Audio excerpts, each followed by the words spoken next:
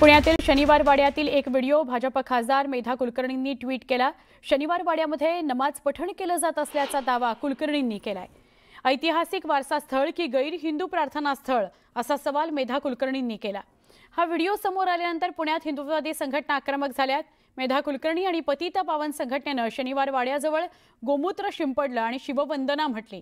या परिसरात आंदोलन करत मजार हटवण्याची ही मागणी हिंदुत्ववादी संघटनांनी केली। त्यानंतर परिसरातील मजारीजवळ आंदोलकांनी भगवा फडकवत आंदोलन केलं। जर का आपल्या ऐतिहासिक वास्तूंमध्ये कित्येक ठिकाणी आपण पाहतो की कबरी बांधलेल्या आहेत, कित्येक ठिकाणी नमाज पडतात आणि मग असं हळूहळू करून त्यांची ती जागा वक्फ म्हणून डिक्लेअर करतात। अशा प्रकारची कुठलीही कृती पुण्यामध्ये आम्ही होऊ देणार नाही। यासाठी पुण्यातला सकल हिंदू समाज एकत्र आहे। सर्व धर्मसंस्था आणि सर्व जागरूक हिंदू बांधव भगिनी एकत्र आहेत आणि त्यामुळे आम्ही आज या ठिकाणी आलेलो आहोत। अनधिकृतपणे थडकपण आहे। गेले 20-25 वर्ष आले ते थडकत येत आहे। 10 ते 12 वर्ष आले पतित पावनच्या मार्फत सकल हिंदू समाजाच्या मार्फत आम्ही त्याचा पाठपुरावा करतोय। आर्किओलॉजी डिपार्टमेंटमध्ये त्याचे पत्रव्यवहार करतोय, परंतु ती काढली जात नाही। येणाऱ्या 8 दिवसात जर ती मजार काढली जाणार नाही, काढली गेली नाही, तर पतित पावन व सकल हिंदू समाज याच पद्धतीने आणखी तीव्र स्वरूपात आंदोलन करेल। तर राष्ट्रवादी काँग्रेसच्या नेत्या रुपाली पाटील यांनी मेधा कुलकर्णींवर टीका करत गुन्हा दाखल करण्याची मागणी केली आहे। मेधा कुलकर्णी सातत्याने वाड्यामध्ये भगवा रंग, हिरवा रंग या सगळ्या गोष्टी करतायत। त्यामध्ये ऐतिहासिक कोणते पुरावे आहेत नाहीयेत। अचानकपणे ऐन दिवाळीमध्ये या तिथे येणार आणि म्हणणार की आम्हाला इथे भगवा रोवायचा आहे, आम्हाला ही मजार काढायची आहे। तर या खासदार बाईंच्या या कृत्याला तातडीने आळा घालणं गरजेचं आहे। हिंदू मुस्लिम मध्ये तेढ निर्माण करणाऱ्या, सामाजिक परिस्थिती खराब करणाऱ्या या मेधा कुलकर्णी ताईंवर तातडीने गुन्हे दाखल झाले पाहिजेत।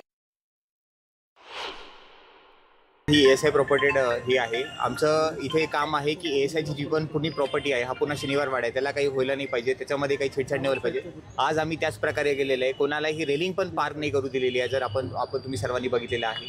त्याच प्रकारे पुढील पण आम्ही कारवाई करेल, जसं एएसआयची तक्रार असेल त्याच्यावर आम्ही कारवाई करेल। आता आपण पुढच्या काही महत्त्वाच्या घडामोडींकडे वळूया। गेल्या 10 वर्षांमध्ये सोनं तोळ्यामागे 1 लाख रुपयानं महागलंय। आजच्या एका तोळ्याच्या दरात 45 वर्षांपूर्वी किलोभर सोनं विकत घेता येत होतं, तर मागच्या 100 वर्षात सोनं 1.25 लाखानं महागलेलं आहे। सोन्याचे दर गगनाला भिडलेले आहेत, त्याची ही बातमी।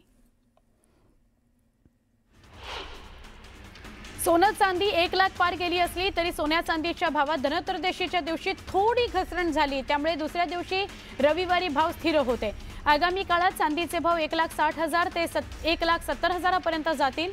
मात्र सोन्याच्या भावात तेजी राहणार असल्याचा अंदाज सुवर्ण व्यावसायिकांनी वर्तवला आहे। रेल्वे खात्यातील अप्रेंटिसच्या 1,104 रिक्त पदांकरता भरती जाहीर करण्यात आली आहे। या 10वी पासून IIT उत्तीर्ण विद्यार्थी अर्ज करू शकणार आहेत। नोकरीकरता अर्ज करण्याची शेवटची तारीख 15 नोव्हेंबर 2025 आहे। राज्यात गेल्या काही महिन्यांपासून रिक्त असलेली ग्राम महसूल अधिकाऱ्यांची म्हणजेच तलाठ्यांची 1,700 पदं भरली जाणार असून त्याकरता शासनाच्या वतीनं प्रक्रिया सुरू करण्यात आली आहे। महसूल मंत्री चंद्रशेखर बावनकुळे यांनी ही माहिती दिली आहे। यामुळे स्पर्धा परीक्षांचा अभ्यास करणाऱ्या उमेदवारांना डिसेंबर अखेरपर्यंतच आनंदाची बातमी मिळण्याची शक्यता व्यक्त केली जाते। जळगाव शहरातील पोलीस अधीक्षक कार्यालयासमोर मुख्य रस्त्यावर एका मद्यपीनं रस्त्यातच झोपून तर दुसऱ्यानं रस्त्याच्या कडेला बसून चांगलाच धिंगाणा घातला। या प्रकारामुळे वाहन चालकांना मोठ्या अडचणींचा सामना करावा लागतोय। मद्यपींच्या गोंधळाकडे पोलिसांनी लक्ष न दिल्यामुळे नागरिकांकडून संताप व्यक्त केला जातोय।